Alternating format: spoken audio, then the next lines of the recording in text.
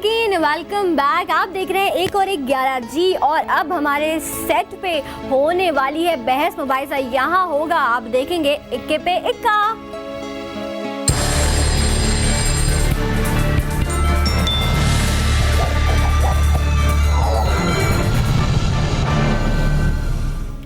जी, पाकिस्तान जो है वो एशिया का अहम तरीन मुल्क है और आबादी है इसकी लगभग 18 करोड़ के, लेकिन ख़वातीन का तनासुब जो है वो मर्दों से ज़्यादा है। लेकिन मगरबी ममालिक ने एक प्रोपेगेंडा कर दिया है कि पाकिस्तान जो है वो मेल डोमिनेटिंग सोसाइटी है और ख़वातीन जो है वो अक्सर आवाज़ उठाने से पहले ये सोचती हैं कि हमारी आवाज़ दबा दी जाएगी, इसलिए वो जो है ज़िंदगी से कहते हैं ना कि एक कॉम्प्रोमाइज़ कर लेती हैं और ज़िंदगी गुजारने पे मजबूर हो जाती हैं। ये लोगों का कहना है, ख़वातीन का कहना है। लेकिन क्या ये सवाल बनता है कि क्या मर्दों को उनके हुकूक हासिल हैं? तो इसी पर बात करने के लिए हमारे पास यूथ असम्बली सिंध के मेम्बर्स मौजूद हैं। ये अपना ओपिनियन देंगे और 30 सेकंड्स में इनको दूंगी। देखते हैं कि ये अपने हुकूक के बारे में क्या कहते हैं और अगर ठीक है। और सबसे पहले आप अपना इंट्रोडक्शन कराइए। जी, अस्सलाम वालेकुम। मेरा नाम शहबाज खान है, मैं यूथ असम्बली सिंध का MP हूँ। और आज का जो आपका टॉपिक है, एक मिनट मैं आपको काउंट स्टार्ट है 30 सेकंड्स। अच्छा, आप पहले अपना इंट्रोडक्शन करा दीजिए।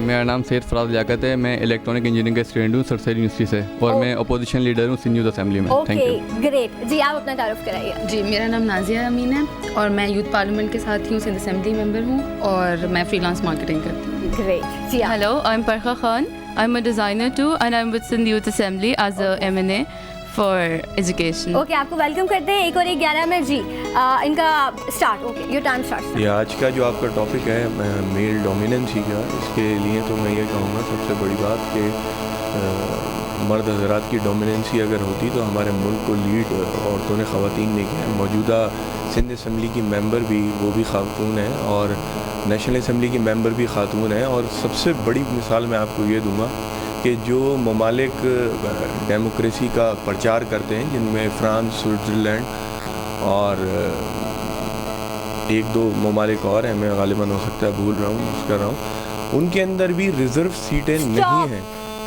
Your time's up. या अच्छा जी, अब हम आते हैं ख़वातीन की तरफ। मैं भी आप लोगों के साथ हूँ ना, इसलिए बहुत एक्साइटेड हूँ। ओके जी, टाइम स्टार्ट ना। Okay, I'll go first. It's I'm a designer in this field. Maybe I just feel that it is a very male-dominating society, and one has to work very hard to come further and to get a good designation over here. ये बोलने की हद तक बिल्कुल ठीक है कि ठीक है जी, हम लोगों ने इतनी आज़ादी दी हुई औरतों को, ख़वातीन, क्योंकि वो नेशनल असेंबली में हैं। Times up. ओके जी, आपको ही हम वक्त देते हैं। फीमेल डोमिनेटिंग सोसाइटी बना रहे हैं इसको। जी कहिए जल्दी। डोमिनेंस है, मेल्स का डेफिनेटली डोमिनेंस है। हम सिर्फ सोसाइटी की बात करेंगे तो society begins the breeding of male in the society is from home and that is from the domestic and. वहाँ पे डोमिनेंस अपनी डोमेन में फीमेल्स की होती है, लेकिन बाहर की सोसाइटी में other than that when you step out of your home, अपनी डोमेन से बाहर निकल के वहाँ पे अगर आपको अपने आप को एज अ फीमेल प्रूव करना है that you equal and at par with any man in the society, वहाँ पे डोमिनेंस फेस करनी पड़ती है। Stop. Okay, great. Next you. मैं ये कहना चाहूँगा कि हमारा जो माशरा है बिल्कुल ही मेल डोमिनेटिंग नहीं है। तरक्की जब पाकिस्तान बना उसके वक्त से अगर हम देखें तो कायद आज़म की हमशीरा फातिमा जिन्ना ने कितनी वर्किंग करी। क्या हम लियाकत अली ख़ान की वाइफ को भूल गए, बेगम राना लियाकत, जिन्होंने पाकिस्तान बनाने में कितनी खिदमत अंजाम दी। ये जो बैरूनी मीडिया का कहता है कि यहाँ पे औरतों के हकूक़ को दबाया जाता है, उनको हकूक़ नहीं दिए जाते, ऐसा बिल्कुल भी नहीं है। आप इंटीरियर सिंध में देख लें, सारा काम लेडीज़ वहाँ पे कर रही होती हैं। वहाँ की ख़वातीन काश्तकारी करती हैं और मेहनत से कितना वहाँ पे टोपियाँ बनाती हैं, सिंधी टोपी, ये सब अजरक, ये सब सिंध में काम होते हैं, हमारी लेडीज़ ही काम करती हैं। और यहाँ पे हर माशरे में CSS ऑफिसर आजकल गर्ल्स बन रही हैं, तो बिल्कुल भी ये मेल डोमिनेटिंग नहीं है। और मर्दों के शाना बशाना औरतें हर जगह काम कर रही हैं। ओके जी, मर्दों के शाना बशाना काम कर रही हैं। लेडीज़ क्या रहा है आपकी तरफ से? I don't think so. हम लोग अगर बहुत प्रैक्टिकली देखें और बहुत रियल होकर देखें, सिंधी टोपियाँ बनाना इज़ ओके, बट अगर वही सिंधी टोपी वाले मतलब यार ये इतना सीधा सीधा, लड़कियों थोड़ा जोश नो, इट्स लाइक अगर आप बहुत ज़्यादा यही चीज़ देखें ना कि सिंधी टोपी बना रही हैं, घर पे बैठ के अजरक बना रही है, सो दैट्स, और एजुकेशन से वो CSS में आई हैं। बहुत सारे हमारे ऐसे भी लोग हैं जिनको एजुकेशन की भी परमिशन नहीं है। वाई? बिकॉज उनके father brothers they don't want them to get educated. वो एजुकेशन लेंगी, वो उनके लेवल पे आएंगे, which is not actually acceptable by the men, कि वो they can't see a girl being very अपने लिहाज से। आप उन्हीं को समझते हैं कि जो 95 आपको भी वक्त दिया जाएगा, सबर कीजिए। जी नेक्स्ट यू। आप ही फीमेल इन्फेंटिसाइड के बारे में आप क्या कहेंगे?